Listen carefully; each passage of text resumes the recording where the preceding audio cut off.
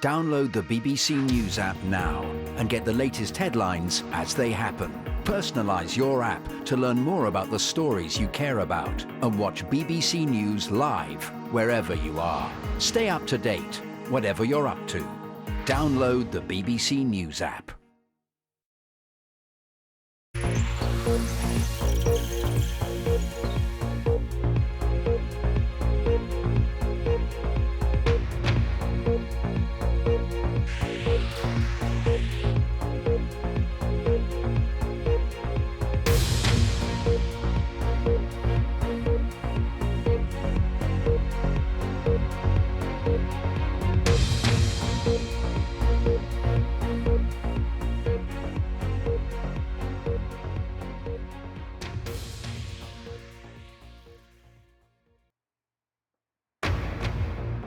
Tonight at 10, the Prime Minister says there is more the government can do to help with the rising cost of living, but he rules out a windfall tax on energy companies.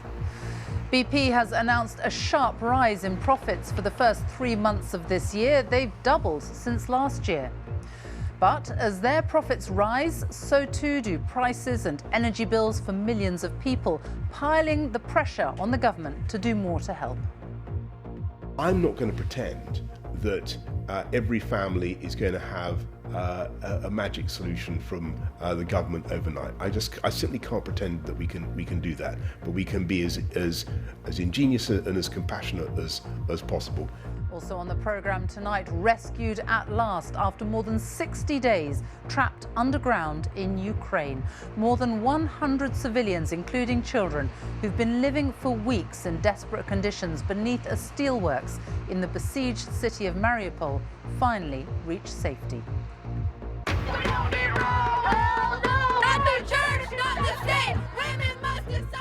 Protests in the United States after a leaked document suggests the Supreme Court is about to overturn a law protecting the right to abortion. A race to the polls as people across the UK prepare to vote in local elections on Thursday. A special report from Northern Ireland where the results could bring seismic change. He's got a wide open and goal. coming up in the And Liverpool News Channel, after 2 years out of the Premier League, Bournemouth are back following a 1-0 win over Nottingham Forest.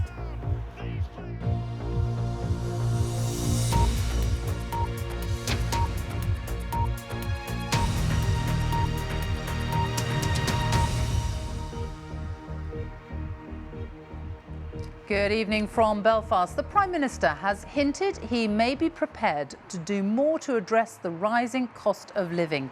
But he has dismissed fresh calls from opposition parties for a windfall tax on energy companies. Boris Johnson says the government will use what he called the ingenuity and compassion shown during the COVID pandemic to try to help people cope with rising costs. But he warned there was no magic solution. It comes as BP announced it made almost £5 billion in underlying profits for the first quarter of the year, more than double the figure for the same period last year. Rising prices and energy bills are expected to be a big issue in the elections across the UK this week, including here in Northern Ireland, where the outcome of the vote could have major consequences for the UK. We'll have more on that later. But first, here's our business editor, Simon Jack. BP has driven straight into the middle of a political and economic storm. As the soaring cost of fuel and energy has emptied the pockets of consumers, it has filled the coffers of those that sell it. BP recorded its highest operating profits in a decade, adding fuel to a political fire on whether to impose a windfall tax to fund more help for the many people the BBC has met who are struggling.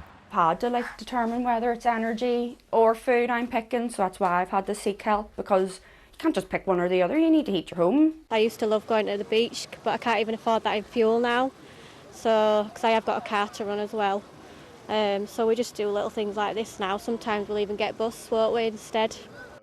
Tonight, the Prime Minister said the government could not solve the current crisis, but hinted more help was coming. I'm not going to pretend that every family is going to have a magic solution from the government overnight. I simply can't pretend that we can do that, but we can be as ingenious and as compassionate as possible.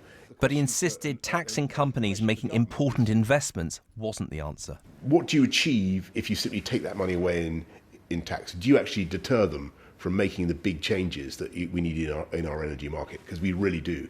We need investment in supply. That's the big problem we've got. The prices we are seeing are driven by global supply and demand factors, including, of course, the war in Ukraine. In the first 3 months of this year alone, BP has made nearly £5 billion, more than double the amount they made in the same period last year, as the price of oil and gas has rocketed. Meanwhile, they promise to invest £18 billion by the end of 2030 in the UK, mainly in renewables and low carbon technology, but some in oil and gas to keep the UK's energy supply secure. They also think they will pay around £1 billion in tax on their UK operations. They paid none in the last 5 years as prices were low and their costs were high. Now, the government largely welcomes this tax revenue and this investment plan and says that windfall taxes might deter that kind of investment. But opposition parties disagree, saying windfall taxes are essential to help fund extra help for those struggling with the cost of living crisis. We should have a windfall tax on oil and gas companies in the North Sea who have made more profit than they were expecting, have a windfall tax on that and use that to help people with their energy bills, up to £600 for those who need it most. Liberal Democrats are arguing for a VAT tax cut worth £600 to the average family. And one of the ways we'd fund that is through a windfall tax on the oil and gas companies. This is at a time when the oil and gas companies are making obscene profits. So we need to be taxing those profits and putting that money into supporting people with financial help right now. We need to make sure that the government is taxing not just BP, but other companies that are making excess profits, and that those proceeds should be reinvested back into making sure that those that are suffering from the cost of living crisis get some help. BP has written off a £19 billion stake in Russian oil giant Rosneft, but it still intends to increase payouts to shareholders, which include millions of UK pension savers. The argument over how and how much to tax the energy giants will continue this week, as rival Shell is expected to announce even bigger profits on Thursday. Simon Jack, BBC News. Well, let's talk to our political correspondent, Chris Mason, who is in Westminster. And how much is this issue of the cost of living expected to dominate, not just this week with local elections coming up, but over the next weeks, months, years even?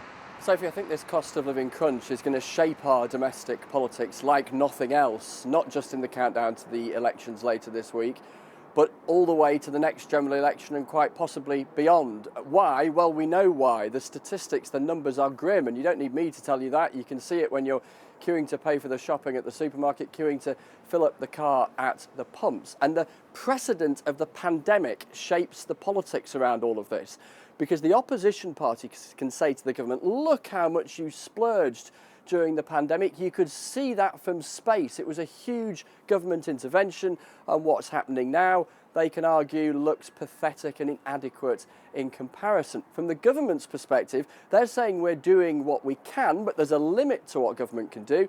They point out, for instance, they're spending £80 billion a year servicing the debt, servicing the interest, I should say, on our national debt. And I think there's an overall kind of concluding thought we should bear in mind. Such is the scale of this challenge, this cost of living crunch, probably any government at any time, whatever it did, would still leave plenty of people saying it's not enough. Chris Mason in Westminster, thank you. More than 100 people who have been trapped for 2 months beneath the rubble of a steelworks in eastern Ukraine have finally been brought to safety after they were rescued on Sunday. The evacuees have spent weeks without seeing daylight, living in tunnels beneath the steelworks in the besieged city of Mariupol. But the ceasefire that allowed them to escape was brief. Fierce fighting has begun in Mariupol again, and the Red Cross says there are still an unknown number of people trapped there. Our correspondent Laura Bicker watched as the first evacuees finally made it to safety in Zaporizhia this afternoon. Their journey from hell is over. 2 months of horror ends in exhaustion and relief. Katarina spent weeks hidden in the depths of the Azovstal steel plant as Russian bombs pounded the site. She tried to tell her children that everything would be okay, even when she didn't believe it herself. How we were living, to be honest, it was horrible. From morning until night we were bombarded. Artillery, rockets, airstrikes. Our children couldn't sleep. They were crying. They were scared. And us as well. There were several times when we were losing hope that we would never get out. We are extremely glad to be in Ukraine. For more than 60 days, these women and children were stuck in the darkness, living on rations handed down by Ukrainian soldiers. It's been a difficult and complex operation to free them. We lived in hope that every day would be the last day in this hell, that we would go home to a peaceful Mariupol, but now it is non-existent. This evacuation represents rare progress to ease the humanitarian cost of this war, but hundreds more did not manage to make it on this bus. They are thought to still be trapped within the steel plant, including around a dozen children, and talks are still underway to free them. This footage from social media is said to show the Azovstal steelworks this morning under heavy attack from Russian forces. This once thriving industrial heartland is now a charred shell. Later in the video, Russian tanks are seen patrolling what remains of the streets and park areas surrounding the huge factory. There are thought to be nearly 100,000 people still living in Mariupol. I don't know where to go at all. I am not alone. Imagine, everything is destroyed, everything is broken. Where should the people go now? Here, they are sitting there with small kids, with little ones. I've got nowhere to go. For those who have made it out, finally they have fresh food and a little hope. Lives have been saved today, but many more hang in the balance. Laura Bicker, BBC News, Zaporizhzhia. Boris Johnson has become the first foreign leader to address members of the Ukrainian parliament since the Russian invasion, describing the resistance to Moscow as Ukraine's finest hour. But speaking via video link from Downing Street, the Prime Minister acknowledged that the West had been too slow to act in 2014 when Russia invaded Crimea and too slow to introduce sanctions on President Putin.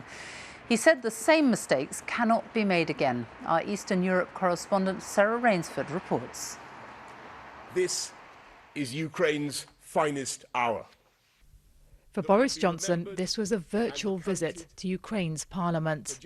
For Volodymyr Zelensky, the first in person since Russia invaded. Ukraine will win. There is genuine gratitude here for Britain's support, both military and moral. But there's criticism too, that had the West been tougher on Russia 8 years ago when it annexed Crimea, this devastating war might never have happened. And today, the Prime Minister acknowledged that. And the truth is that we were too slow to grasp what was really happening. And we collectively failed to impose the sanctions then that we should have put on Vladimir Putin. And we cannot make the same mistake again. But Ukraine is paying a huge price. It's when you see all this that you realise just how fierce the fighting was around Ukraine's capital and just how close Russian troops came to Kiev. And even though they've been forced back from here, this war, with all its destruction, is still far from over. Tonight there were strikes across Ukraine. This was Lviv in the west. Still, diplomats who were quick to evacuate Kiev are now trickling back. We passed, bombed out playgrounds, bombed out schools, hospitals, burned out trees, twisted metal in farmland. So obvious, really, that right from the beginning, this was about hitting the Ukrainian nation. Nowhere says that more clearly than Bucha, smashed and traumatised by a month under Russian occupation.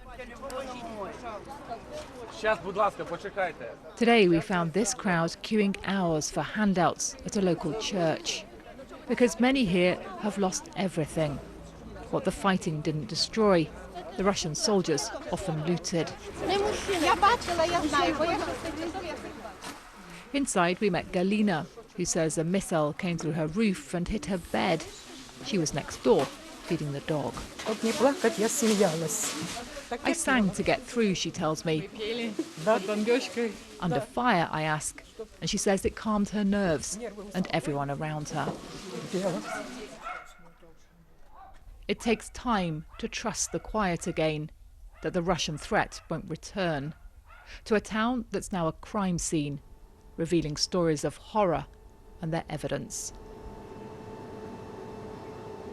Well, the prosecutor there in Bucha told me today that his team have already opened 1,600 criminal cases. And gradually, as they gather the evidence, they're publishing the identities of their key suspects, hoping one day that they can bring Russian soldiers to trial on charges that include rape, murder and torture. And all of that's happening even as Russia's war on Ukraine continues. We've had air raid sirens going off here in Kiev today, and we've seen missile strikes, of course, in Lviv and on power stations and railway stations in this country. So we don't know at this point how significant the damage is, or as yet whether there have been any casualties. Sarah Rainsford, thank you. Millions of women across the US could lose their legal right to abortion, according to a leaked document from the Supreme Court. A final decision is due by the summer. Abortion has been legal right across the United States for almost 50 years. But if that ruling is overturned, individual states would be free to set their own rules, meaning abortion could become illegal in more than 20 states. President Biden says he wants to protect the law guaranteeing abortion rights. Campaigners have already begun protesting outside the court building in Washington, D.C., from where our North America editor Sarah Smith reports. Abortion is violent! Outnumbered but vocal outside the Supreme Court, anti-abortion activists sent victory. After nearly 50 years of fighting the constitutional guarantee of abortion rights that's known as Roe versus Wade. With overturning Roe, it's going back to the states, and the states are going to come up with these great programs and a network of support to give women a choice. Because right now, a lot of women feel like abortion is their only choice. We want them to have real choice. You can stay in school and have a baby. You can have a job and have a baby. Pro-choice campaigners aghast that more than half the states in America could ban or severely restrict abortion in the next few months, according to a leaked document from the Supreme Court. What did you think when you read the decision last night? I thought this is devastating. The courts are undermining the American people, and we have a long road ahead, but we're not letting this fight just slip through our fingers. We are going to keep going. 9 justices sit on the Supreme Court. 5 of them, according to the leaked report, will vote to overturn abortion rights, with Justice Samuel Alito writing that the decades-old decision to guarantee abortion was egregiously wrong. The impact will be sudden. There are 13 US states with so-called trigger laws in place, which would lead to an immediate ban on abortion. Another 13 would move quickly to ban or severely limit access, says the Guttmacher Institute, a pro-choice group. It estimates 36 million women of reproductive age will live in states without abortion access. This is what the Republicans have been working toward this day for decades. They have been out there plotting, carefully cultivating these Supreme Court justices so they could have a majority on the bench who would accomplish something that the majority of Americans do not want. Abortion is violent! Donald Trump deliberately appointed 3 of the Supreme Court justices, hoping to overturn the ban on abortion. A move welcomed by Republicans around the country. I think I've been clear. I'm pro-life, and I've made that very clear from the moment I announced my candidacy. And I believe that what we found during the campaign and even through today is that there's a lot of common ground on this topic. We want fewer abortions in Virginia, not more. President Biden says he believes a woman's right to choose is fundamental. He wants to pass a law through Congress guaranteeing access to abortion. Everyone knew a ruling on abortion rights was coming from the Supreme Court, but such a dramatic change in the law has still come as a seismic shock. The passions ignited by one of the most divisive issues in America will not be silenced when the court delivers its official ruling. Now, for a document like this to be leaked from the Supreme Court is utterly unprecedented, and Republicans are furious. They think it's been done to try and undermine the ruling. We know that the document is genuine. We don't know that it precisely reports exactly what the court will rule. These opinions can be rewritten before they're published, and we'll get that final ruling in the next few weeks. And when we do, then this really fraught political battle in the States over reproductive rights will move to the states as they individually, state by state, start passing their own laws on abortion access. Sarah Smith in Washington, thank you. On Thursday, millions of people across the UK will go to the polls for the local elections. But here in Northern Ireland, more so than anywhere else, the outcome could bring seismic change. For the first time in Northern Ireland's 100-year existence, a nationalist party, Sinn Féin, could become the largest party. And Sinn Féin's ultimate goal is for Northern Ireland to leave the UK and become one country with the Republic of Ireland. But whatever the result this week, there's still uncertainty about whether a power-sharing government will be formed afterwards because of tensions over Brexit and other issues. Our Ireland correspondent Emma Vardy reports. I have got a message tonight for Sinn Féin. You'll never defeat the Protestant people of Ulster! Never! The dominance of unionism through the decades is now in more jeopardy than ever before. The party opposed to Northern Ireland's existence may now define its future. But in the race for Stormont today, many voters have become tired of the old struggle between those who want to remain part of the UK and those who want a united Ireland.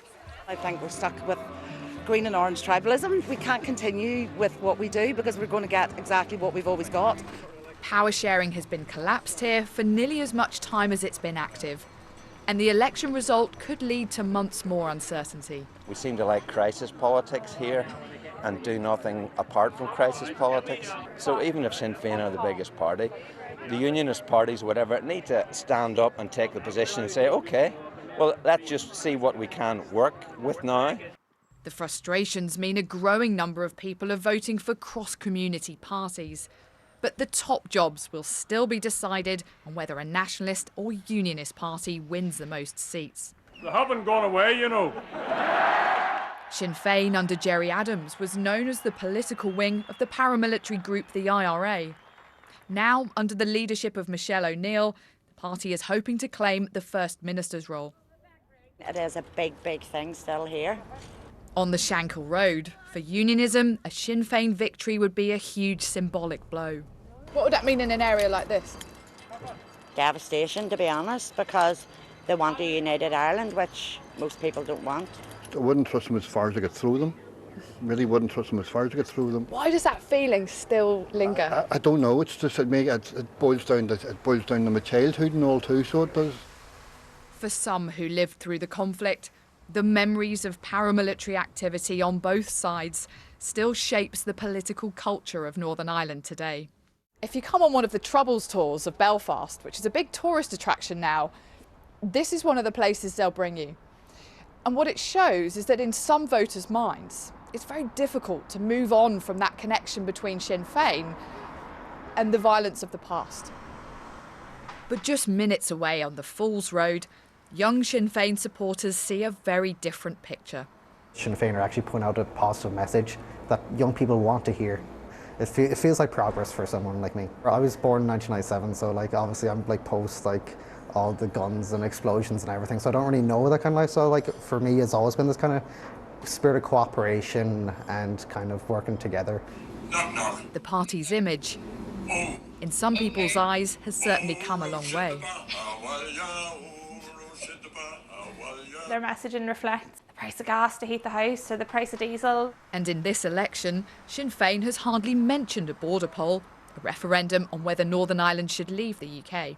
How important is that goal of a united Ireland? I don't think it's any secret that Sinn Féin are in favour of a united Ireland. That's always part of their goal. But in the here and now, people need help in their day-to-day lives. The Democratic Unionist Party has said a vote for them is the best way to safeguard the union, that only they can stop Sinn Féin winning. But because the DUP walked out of the Stormont executive in a protest over the Brexit arrangements, no one will be First Minister here unless they return. no matter how decisive a result may be delivered. Emma Vardy, BBC News. Well, health has also been a very big issue in the election campaign here. Northern Ireland has the longest hospital waiting lists in the UK, with many people having to wait more than 2 years for an operation. And Northern Ireland has the highest proportion of its population on waiting lists compared to any other part of the UK. Our Ireland correspondent Chris Page reports. Hospitals in Northern Ireland can't get enough people through their doors quickly enough. Around 1 in 4 adults are waiting for an appointment or to begin treatment. More than half have been on a list for at least a year, but for thousands the wait is a lot longer.